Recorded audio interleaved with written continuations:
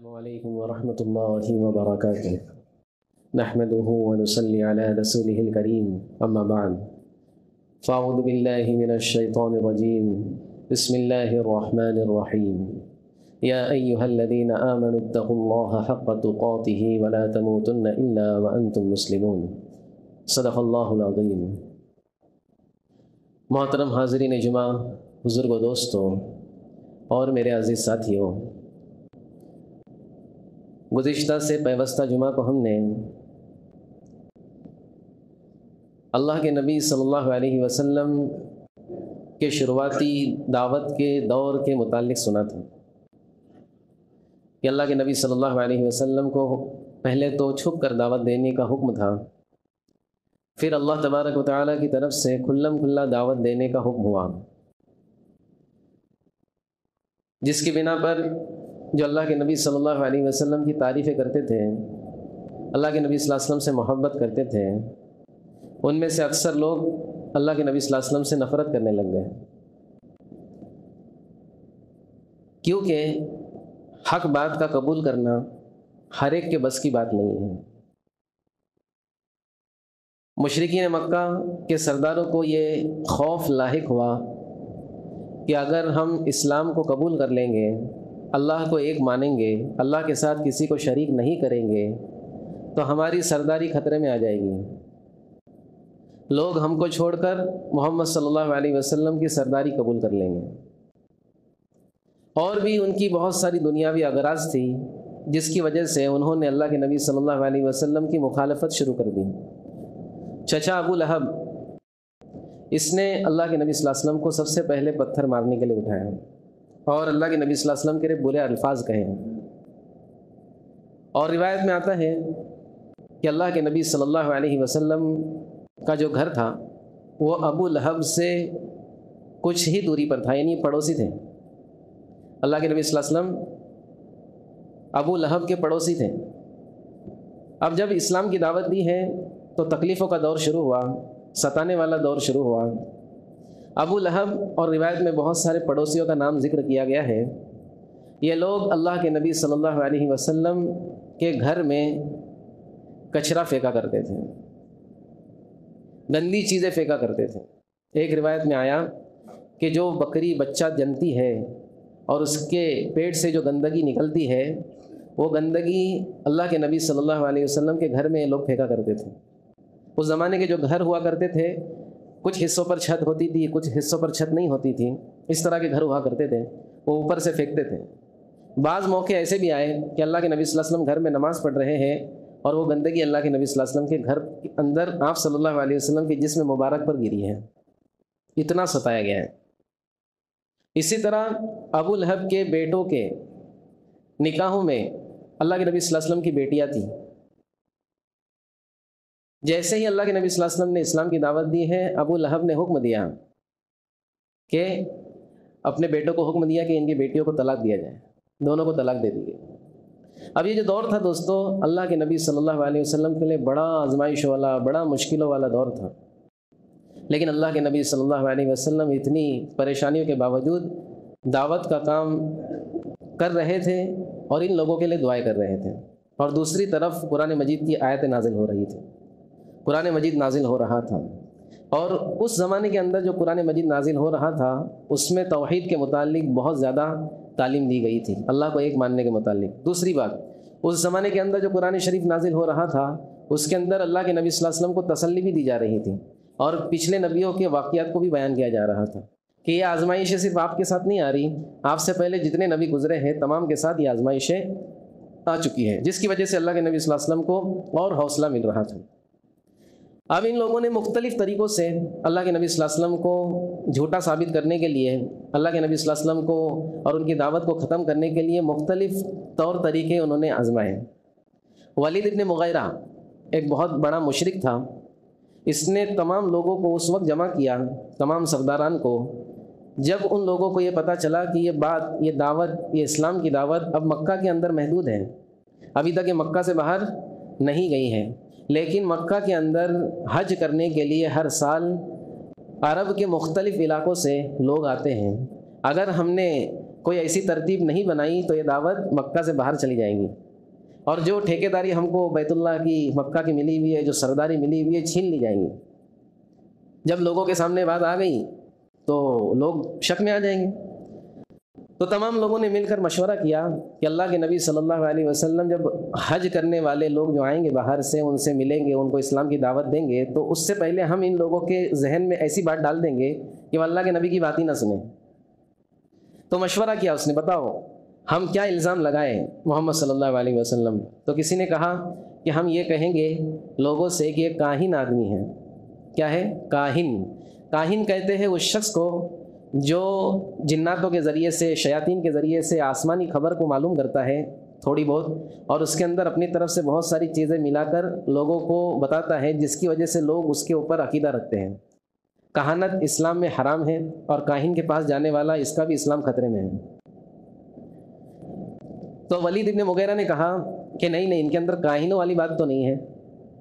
کاہن جو ہوتے ہیں یہ جھوٹ بہت بولتے ہیں، ملا جلا کر بہت ساری چیزیں مسالہ ڈال کے، مرچی ڈال کے بتاتے ہیں سب۔ دوسرے نے رائے دیا کہ ہم کہیں گے کہ یہ پاگل ہے۔ یہ کیا ہے؟ پاگل ہے، اور اس کی وجہ یہ ہے کہ جو بات پورا مکہ کہتا ہے یہ اس کے خلاف کہتے ہیں، تو پاگل کے اندر تو یہ بات ہوتی ہے۔ تو ولید ابن مغیرہ نے کہا نہیں، پاگل بھی نہیں کہہ سکتے، کیونکہ پاگل ہونے کے لیے یہ بھی چیز ہے کہ اس کی حرکتیں بھی عجیب ہونی چاہیے۔ یہ جو بات کہتے ہیں وہ تو سب سیدھی سیدھی ہوتی ہے، الٹی بات تو کوئی ہوتی نہیں ہے۔ پھر ولید ابن مغیرہ نے پوچھا اور کسی کی کوئی رائے ہے؟ تو ایک نے کہا کہ ہم اس کو شاعر کہیں گے۔ کیا کہیں گے؟ شاعر۔ یہ اپنی طرف سے شعر بنا بنا کے پڑھتا ہے۔ ولید ابن مغیرہ نے کہا کہ یہ جو کلام سناتے ہیں ہم کو محمد صلی اللہ علیہ وسلم، یہ کلام ایسا ہے کہ اس کو ہم شعر بھی نہیں کہہ سکتے، شعر ہم نہیں کہہ سکتے، کیونکہ عرب والے جو ہے یہ شعر کے اصولوں کو جانتے ہیں، کس جگہ پر کیا وزن آئے گا، کس جگہ پر کیسے جملے بٹھائے جائیں گے۔ لیکن قرآن مجید تو ایسا نہیں ہے، جو یہ ہم کو پڑھ کر سناتے ہیں شعر تو نہیں ہے، فوراً لوگ سمجھ جائیں گے۔ پھر پوچھا کیا کہا جائے؟ تو ایک نے کہا ہم ان کو جادوگر کہیں گے۔ کیا کہیں گے؟ ہم لوگوں کو کہیں گے جادوگر ہے، ان کی باتیں مت سنو۔ تو ولید ابن مغیرہ نے پہلے تو منع کیا کہ جادوگر جو ہوتے ہیں، یہ جادوگر کی بھی الگ الگ حرکتیں ہوتی ہیں، لیکن ان کے اندر وہ موجود نہیں ہے۔ لیکن جادوگر تھوڑا فٹ ہوتا ہے ان کے اوپر، کیونکہ ان کی جو بات سنتا ہے، جو ان کی بات سنتا ہے وہ بدل جاتا ہے، اس کے اندر ایک عجیب کیفیت پیدا ہو جاتی ہے۔ تو ہم لوگوں کو یہی کہیں گے کہ جادوگر ہے۔ اس پر ان لوگوں کا اتفاق ہوا کہ ہم جتنے لوگ ہم کو ملیں گے، پہلی بات تو یہ ہے کہ حج کے لیے جو لوگ آتے ہیں ان کے راستوں میں ہم ٹولی بنا بنا کر بیٹھیں گے، مکہ میں داخل ہونے سے پہلے ان کو پکڑ لیں گے کہ ان کی بات مت سننا، یہ جادوگر ہے، جو ان کی بات سنتا ہے ان کا ہی ہو جاتا ہے۔ لیکن دوستو آپ ایک بات بخوبی جانتے ہیں، میں مثال کے ذریعے آپ کو بتاؤں، آپ نے بہت ساری جگہوں پر دیکھا ہوگا دیواروں پہ لکھا ہوتا ہے یہاں پر تھوکنا منع ہے۔ کیا لکھا ہوا ہوتا ہے؟ یہاں پر تھوکنا منع ہے۔ آپ دیکھیں گے تو وہی دیوار سب سے زیادہ تھوکی ہوئی ہوتی ہے۔ اسی دیوار پر لکھا ہوتا ہے یہاں پر کچرا پھینکنا منع ہے۔ آپ دیکھیں گے سب سے زیادہ کچرا وہیں پر لوگ پھینکتے ہیں۔ ارے بھائی کوئی ایسی ویسی بات کر رہا ہو یا حقیقت ہے؟ سمجھ میں آ رہی بات؟ جو چیز سے منع کیا جاتا ہے اکثر لوگ وہی کرتے ہیں۔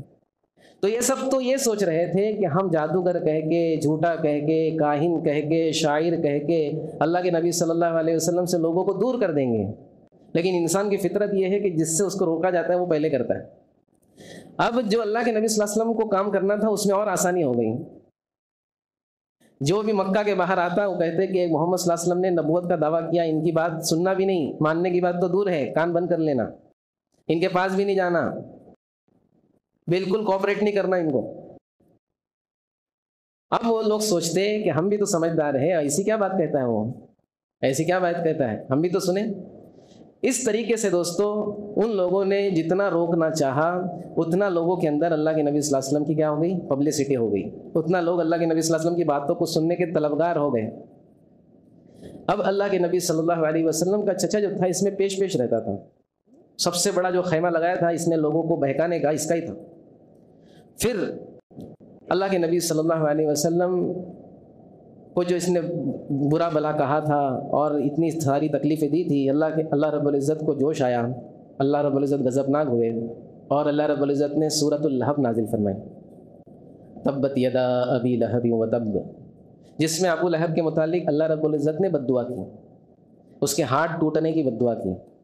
اور اسی طرح اس کی جو بیوی تھی ابو لہب کی، یعنی اللہ کے نبی صلی اللہ علیہ وسلم کی چچی، یہ بھی اللہ کے نبی صلی اللہ علیہ وسلم کو تکلیفیں دینے میں پیچھے نہیں رہتی تھی۔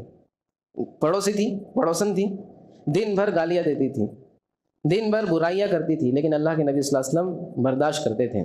ایک مرتبہ اللہ کے نبی صلی اللہ علیہ وسلم اور حضرت ابو بکر صدیق رضی اللہ عنہ کعبۃ اللہ کے پاس موجود تھے، حرم شریف میں۔ اتنے میں ابو لہب کی بیوی آئی، اللہ رب العزت نے اس کے آنکھوں پر پردہ ڈال دیا۔ وہ آئی اللہ کے نبی صلی اللہ علیہ وسلم کو پتھر مارنے کے لیے، پتھر لے کے آئی، اور اللہ کے نبی صلی اللہ علیہ وسلم ابو بکر رضی اللہ عنہ کے بازو میں کھڑے ہیں، لیکن اس سے نظر نہیں آ رہے ہیں۔ آ کر کہنے لگی تمہارے ساتھی کہاں ہیں؟ حضرت ابو بکر کو بڑا تعجب ہوا، کہنے لگی کون ساتھی؟ وہی محمد کہاں ہے صلی اللہ علیہ وسلم۔ کیا بات ہے؟ ابو بکر رضی اللہ عنہ نے کہا کیا بات ہے؟ کہنے لگی کہ میرے شوہر کے متعلق وہ قرآن پڑھ کے سناتا ہے، میں اسے پتھر مارنے آئی ہوں۔ اب حضرت ابو بکر ٹینشن میں کہ سامنے کھڑے ہوئے ہیں اور ایسی ایسی باتیں کر رہی ہیں، لہٰذا ابو بکر صدیق رضی اللہ عنہ نے کہا کہ وہ تو قرآن مجید نازل ہوا ہے، انہوں نے تھوڑی اپنی طرف سے کہا ہے، وہ تو اللہ کی طرف سے ہے۔ تو اس نے بھی مانا ہاں جو بات ان پر آتی ہے وہ تو کہیں اور سے ہی آتی ہے، اور وہاں سے چلی گئی۔ اللہ کے نبی صلی اللہ علیہ وسلم سے حضرت ابو بکر نے پوچھا اے اللہ کے نبی صلی اللہ علیہ وسلم، آپ تو میرے ساتھ میں کھڑے ہوئے ہیں، اور جب چلی گئی کیا آپ اسے نظر نہیں آ رہے تھے؟ تو اللہ کے نبی صلی اللہ علیہ وسلم نے ارشاد فرمایا کہ اللہ رب العزت نے اس کے آنکھوں پر میری طرف سے پردہ ڈال دیا تھا تاکہ وہ اپنی شیطانیت میں اور نہ بڑھے۔ اب ابو لہب کا حال یہ ہوا، روایت میں آتا ہے کہ ایسی بری موت مرا ہے وہ کہ اس زمانے کی جو سب سے خطرناک بیماری تھی، جیسے ہمارے زمانے ہم سمجھتے کورونا وائرس کہ بالکل آدمی کو ایک کمرے میں بند کر دیا جاتا ہے، کوارنٹائن کیا جاتا ہے، نہ اس سے کوئی ملے گا نہ جلے گا، جو ملے گا وہ بھی مر جائے گا، ایسا سوچتے ہیں ہم لوگ۔ ڈاکٹر لوگ بھی بولتے ہیں کہ ہاتھ بھی مت ملانا، دور سے بات کرنا، ماسک پہننا، سانسوں سے بھی پھیلتا ہے۔ ایسی خطرناک بیماری ہو گئی ابو لہب کو، جس کی وجہ سے اس کے گھر والوں نے، اس کے بچوں نے، جس پر اس کو بڑا ناز تھا، اس کے مال و دولت سب بیکار ہو گیا، اور اسی گھر میں مرا، کسی کو پتہ نہیں، وہ کوارنٹائن تھا، مر گیا تو کسی کو پتہ۔ جب بدبو آنے لگی تو پتہ چلا کہ ابو لہب مر گیا ہے۔ اب اس کے بچوں نے بھی اس کو ہاتھ نہیں لگایا، بلکہ جو غلام ہوا کرتے ہیں، بالکل جو نوکر ہوا کرتے ہیں، ان لوگوں کو کچھ پیسے دے کر اس کو ایک گڑھے میں ڈالنے کے لیے کہا۔ آپ نے دیکھا ہوگا بڑے بڑے جو ہے لوگ بغیر ایمان کی جو اس دنیا سے کورونا کے ٹائم پہ گئے ہیں، ان کو بھی ڈائریکٹ ایسا بالکل جو کیا وہ کٹ پہن کر ایسا پھینک دیا گیا، ویسے ابو لہب کو بھی پھینک دیا گیا، اور بڑے بڑے پتھروں سے اس کو دفنایا گیا۔ اور لوگ یہ سوچتے تھے کہ اس کے قریب جائیں گے تو ہم بھی بیمار ہو جائیں گے، اس کی قبر کے پاس جائیں گے تو بھی بیمار ہو جائیں گے، اور ایسی موت دی اللہ نے۔ اس کی بیوی جو ستایا کرتی تھی اللہ کے نبی صلی اللہ علیہ وسلم کو، اس کو ایسی موت ملی کہ وہ لکڑیاں لے کر جنگل سے آ رہی تھی، لکڑیوں کو جو باندھنے والی رسی ہوتی ہے وہ اس کے گلے میں پھنس گئی، اور وہیں پر اس کا دم گھٹ کر مر گئی۔ اسی طرح اللہ کے نبی صلی اللہ علیہ وسلم کعبۃ اللہ میں جب نماز پڑھا کرتے تھے تو ابو جہل اور مختلف کفار، عتبہ، عتیبہ، شیبہ، مختلف تھے، یہ لوگ مشورے کیا کرتے تھے کہ اللہ کے نبی کو کس طرح ستایا جائے۔ ایک مرتبہ انہوں نے مشورہ کیا جس میں انہوں نے کہا، ابو جہل نے کہا کہ اونٹ کی اوجھڑی لا کر کون دے گا کہ وہ محمد صلی اللہ علیہ وسلم پر سجدے کی حالت میں ڈال دی جائے۔ ایک بدبخت اٹھا، اس نے لے کر آیا، اللہ کے نبی صلی اللہ علیہ وسلم جب سجدے میں گئے ہیں تو اس نے اونٹ کی اوجھڑی اللہ کے نبی صلی اللہ علیہ وسلم کے اس طرح سے اوپر سے گردن پہ ڈال دیا۔ اتنا قلق ہوا اللہ کے نبی صلی اللہ علیہ وسلم کو، اتنا افسوس ہوا کہ اللہ کے نبی صلی اللہ علیہ وسلم سجدے سے نہ اٹھے۔ جب کافی دیر ہو گئی تو حضرت فاطمہ آئی دوڑتے ہوئے، اللہ کے نبی صلی اللہ علیہ وسلم کی چہیتی، اور اس نے اپنے ہاتھوں سے اس اوجھڑی کو اٹھایا اور اللہ کے نبی صلی اللہ علیہ وسلم کو اٹھایا۔ اب اللہ کے نبی صلی اللہ علیہ وسلم نے یہ دیکھا کہ نماز کی حالت میں ان لوگوں نے ایسا کیا ہے، اللہ کے نبی صلی اللہ علیہ وسلم نے بد دعا دی ہے۔ ہم سنتے نا کہ اللہ کے نبی نے کوئی بد دعا نہیں کی، جب اللہ کا معاملہ آیا، جب نماز کا معاملہ آیا تو اللہ کے نبی صلی اللہ علیہ وسلم نے بد دعا کی ہے، اور یہ بد دعا کی کہ اللہ ان کو برباد کر دے۔ ایک صحابی کہتے ہیں کہ بدر کے موقع پر یہ جو سب ٹھٹے مار رہے تھے، ہنس رہے تھے، اوجھڑی ڈالنے کے بعد میں نے اپنی آنکھوں سے دیکھا کہ بدر کے کنویں کے اندر یہ سب مرے ہوئے پڑے ہیں۔ بدر کے موقع پر ابو جہل، عتبہ، عتیبہ جتنے تھے، یہ جو اللہ کے نبی پہ اوجھڑی ڈال کر ٹھٹا کر رہے تھے، ہنس رہے تھے، مذاق کر رہے تھے، یہ سب کی لاشیں کنویں میں سڑ رہی تھی اس وقت۔ اسی لیے دوستو آزمائشیں تو آئیں گی اللہ کے دین کی نسبت پر، جو جمے گا اللہ اس سے کام لیں گے، اور आजमाइशों में जो जमेगा अल्लाह रब्बुल इज़्ज़त उसके लिए आगे चलकर आसानियाँ पैदा फरमाएंगे। इसलिए हम इस बात को समझें कि ये काम जो अल्लाह के नबी सल्लल्लाहु अलैहि वसल्लम के ख़त्म नबूवत के सिलसिले में हमको मिला है कि लोगों को भलाई का हुक्म करना, बुराइयों से रोकना, हम इसको अपनी ज़िम्मेदारी समझ कर करें और आजमाइशें आएंगी तो उस पर सब्र करें। अब ऐलानात थे कुछ। सबसे पहला ऐलान तो ये है कि अहमद भाई, इनकी बेटी का जो है बीमार है, एडमिट है, दुआ कीजिए अल्लाह रब्बुल इज़्ज़त शिफाए कामिला आजिला मुस्तमिर व दाइमा अता फरमाए।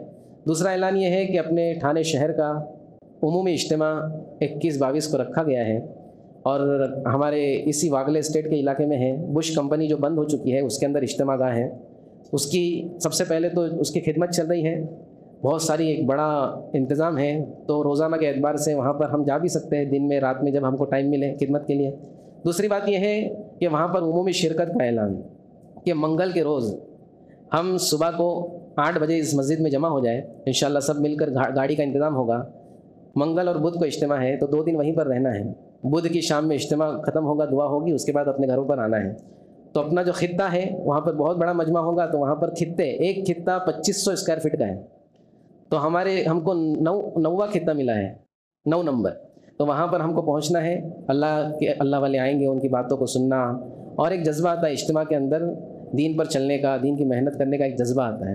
तो हम सब वहाँ पर पहुँचने की फ़िक्र करें। बेहतर यह है कि सब साथ में यहाँ से मंगल की सुबह को इंशाल्लाह निकलेंगे, 8 बजे जमा होंगे, 9 बजे तक निकल जाएंगे, उससे पहले ही निकलेंगे और 2 दिन इंशाल्लाह मुकम्मल इज्तिमा में शिरकत करेंगे। अल्लाह रब्बुल इज़्ज़त हम सबको कहने सुनने पर अमल की तौफीक